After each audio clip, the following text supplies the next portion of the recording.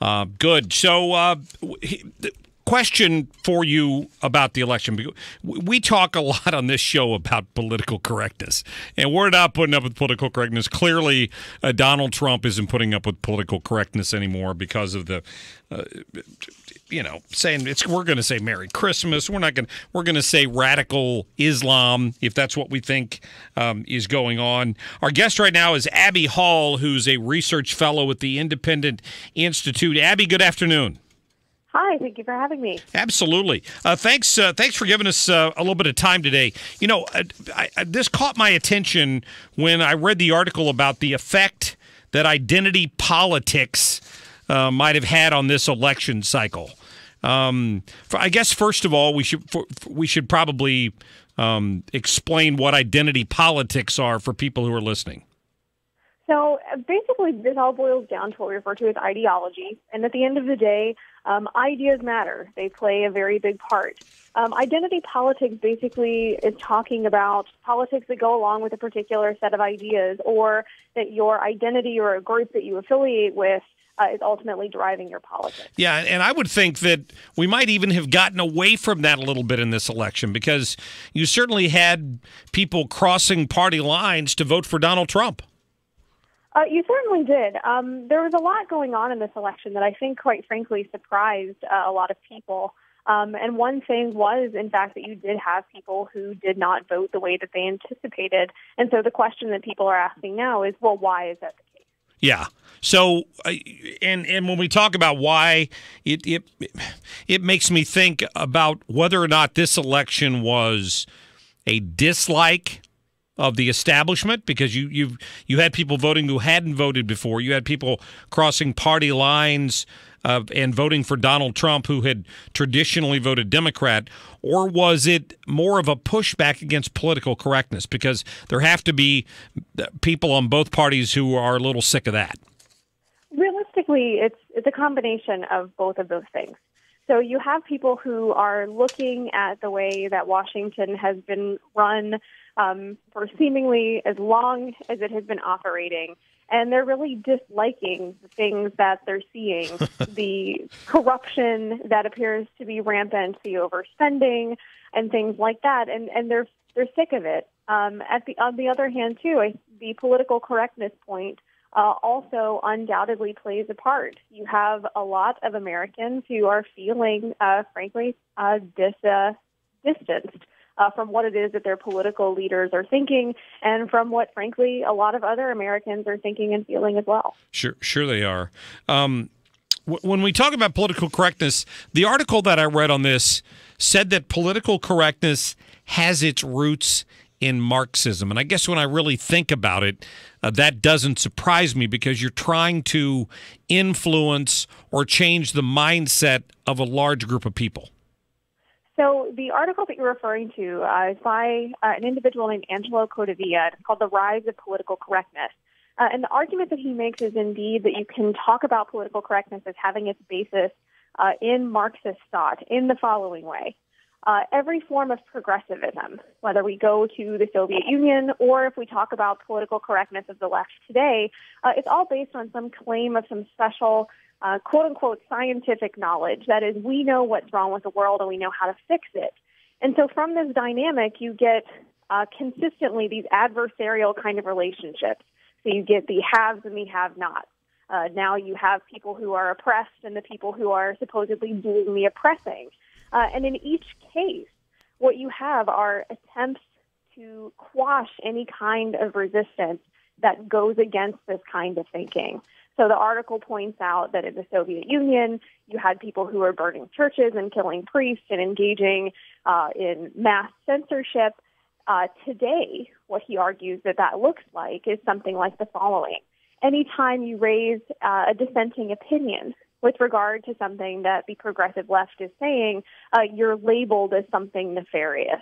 So if you push back, you're a racist or a sexist or a classist. You have some kind of phobia or something like that. Yeah, and I'd say it's pretty clear that backfired on the left in this election. Backfired in a very big way. People whose ideas didn't go along with the progressive agenda frankly, became more resentful. And then in comes Trump as being this supposed political outsider who is talking about shaking things up. And as economist Robert Higgs said in a recent blog, Trump really stumbled onto a cultural time bomb. Made perhaps it's a bit of this the right place at the right time. Yeah, very much so. In fact, we had that discussion with one of my callers earlier today about the reasons that Donald Trump ended up winning this time. You are an economics professor as well. Is that correct? Correct. Yeah. So let me get your thoughts for a moment on. I know it's off this subject of political correctness, but Donald Trump's approach to trade. I guess we're not sure yet what it's going to be, but we've seen him trying to, first of all, influence private companies about where they send their jobs. And he's talked about putting tariffs on exports and imports and potentially starting a trade war. What are your thoughts on that with what you've seen so far in terms of the cabinet he's put together? So Econ 101 teaches us that trade is beneficial to all parties involved, whether they are rich or poor or anything in between. Trade undoubtedly creates jobs. If you look around, especially during the last several months during the campaign, NAFTA was touted as being the worst trade deal ever, failing to recognize that NAFTA has created about 34 million jobs in the United States. The trade policies that are proposed by Trump and by others, protectionist or ones that would restrict trade, would frankly be detrimental to the American economy. You're cutting off your nose to spite your face. So the idea of penalizing companies to keep jobs in the United States may save those few jobs, but you're eliminating potentially millions of jobs that would come on the back end. So, but from a fairness perspective, he's talked a lot specifically about China.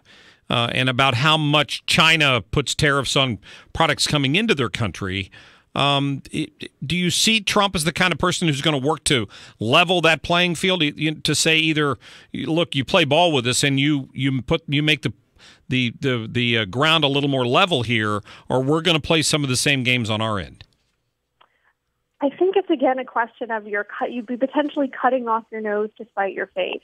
So saying that you're not playing nice in the sandbox, so we won't trade with you, is ultimately doing just as much, if not more, harm to American consumers and to American producers than it is to potential the Chinese government, which is who you would be trying to get any kind of supposed message across to. Right. People talk about this frequently with Mexico, neglecting the fact that often American jobs are tied directly to Mexican industry and to Chinese industry as well. And people also forget that when the U.S. has entered into trade agreements, it is not like we are a small player coming to the table. So when these trade agreements were negotiated, the U.S. government was not letting itself be run over by the other people who were coming to play as well. Very good. Abby Hall, I appreciate your time. Great. Thanks so much for having me. And I direct people to theindependent.org to read more on Abby's thoughts and the articles that she's written recently. Thanks for your time. Great. All right. Thanks so much. Yep, thank you. Very, very smart lady. She's got a PhD in economics. She's from the University of. She's got a PhD from George Mason University, and she was an assistant professor of economics at the University of Tampa. In addition to all of her, I wanted to get her thought on the trade issue because I tend to be a free market guy. The thing with China sticks in my craw because it's not an even playing field, I should say, and that's where I would support Donald Trump walking in and saying, "Listen, you've been manipulating your currency and taking advantage of us for a long time, and that's going to end." Because if you're going to do that to us, we're going to do it to you. Then you're looking at a trade war there. But somebody's got to take a stand, and it's clear that the last administration has not been willing to do that. All right, 314